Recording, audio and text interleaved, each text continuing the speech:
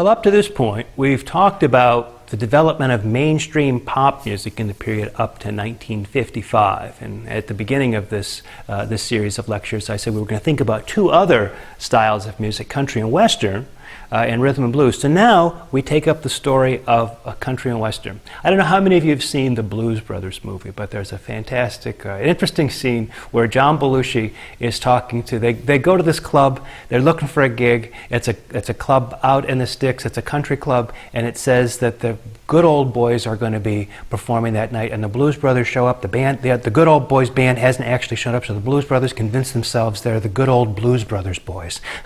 But after the gig is finished and they're all packed up and they're leaving, the actual good old boys do show up, and John Belushi starts to talk to the guy to kind of maybe try to worm out of this so he doesn't have to give him the money or anything. He says, so what kind of music do you play? And the country musician says, oh, we play both kinds, country and western. And that's supposed to be a joke because people think this guy's so limited that he thinks the whole world exists in country and western music, that they're actually two kinds of music. The actual truth is that in the period before 1945, there were two kinds of music, country and western.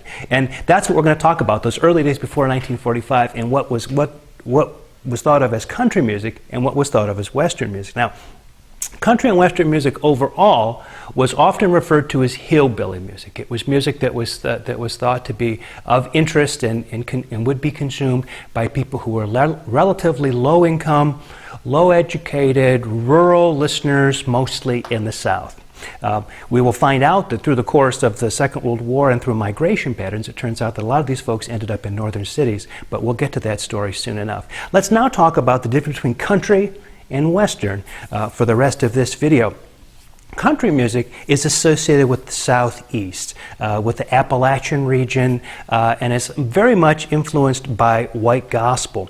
There was a guy by the name of Ralph Peer who went into the South and in the 20s started recording up as many people as he could on a portable recording machine that he had, a disc cutting machine, sometimes wire recorders. And some of the people that he would get would be as close as probably we're ever going to come to hearing what that original regional music sounded like before anybody was, before it got sort of on the radio and became a little bit more affected by other cultures. And so some of the first people that he recorded, Ralph Peer recorded, were Fiddlin' John Carson, and I love this group, Gid Tanner and his Skillet Lickers, right? This is very much sort of indigenous southeastern culture. But probably the two most important acts, two most important groups from this early country scene would be the Carter family with their Can the Circle Be Unbroken from 1935. You get a real sense not only of the gospel influence, of the harmony singing, but also of Maybelle Carter's distinctive guitar solo where she plays the melody on the low strings while also sort of playing the chords above it. Among country guitar players, that's sort of a famous solo that a lot of them point to as being important in the development of country music. Also, Roy Acuff was an enormously popular person among country music people. A good example of his music is The Great Speckled Bird from 1936. Without giving too much away, he says in the lyrics, "The great speckled bird is the Bible." And so again, you get this connection to the white gospel tradition in this music. He also uses a slide guitar. There's also a slide guitar on that recording. And we're reminded that the slide guitar in this case comes from a craze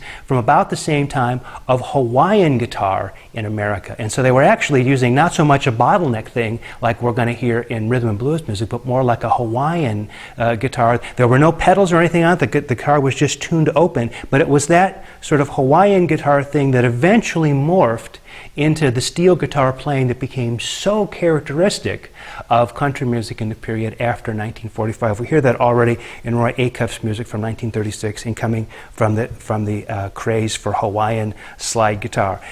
In juxtaposition to country music, which was from the Southeast, we can talk about Western music, which was from the Southwest, mostly Texas and Oklahoma, and also the West Coast, California. Western music sort of broke down into two possible things. You either had Western swing, and the guy who was big in Western swing was Bob Wills and his Texas Playboys. For all intents and purposes, the Western swing bands were a regular big band, except that they used fiddles, and sometimes he would use a sort of south of the border kind of a horn section, but it was sort of country music meets big band. And those Bob Wills recordings, you might want to check out New San Antonio Rose from 1940. Interestingly, that was a hit for him on the country charts. It was then covered by Bing Crosby and was a hit for Bing Crosby on the mainstream pop charts. You never would have heard the Bob Wills record on the mainstream pop charts, but the Bing Crosby version, no problem there.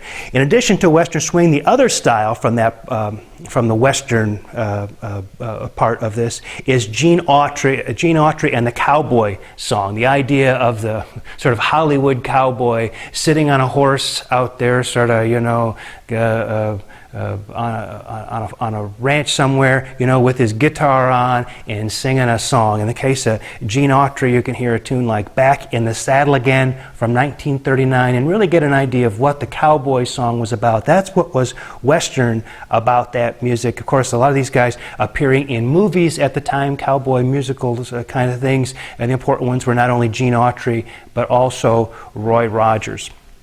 We could take just a minute to talk about somebody who might be thought of as the first real star of country music, country and Western music, before it really came together as a kind of major industry in Nashville. We'll talk about Nashville in the next video.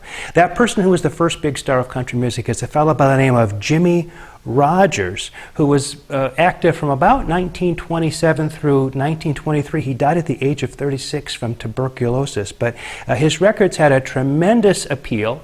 Now we have a sense where his particular performances, not just the songs themselves, but his particular performances, made a very big difference. And his singing style was very influential on people like not only Gene Autry, who we talked about just a minute ago, but also Ernest Tubb and Eddie Arnold. The thing about Jimmie Rodgers that's interesting is not only his music itself, but the fact that already we start to see an image being constructed for Jimmie Rodgers to portray him in a particular kind of way.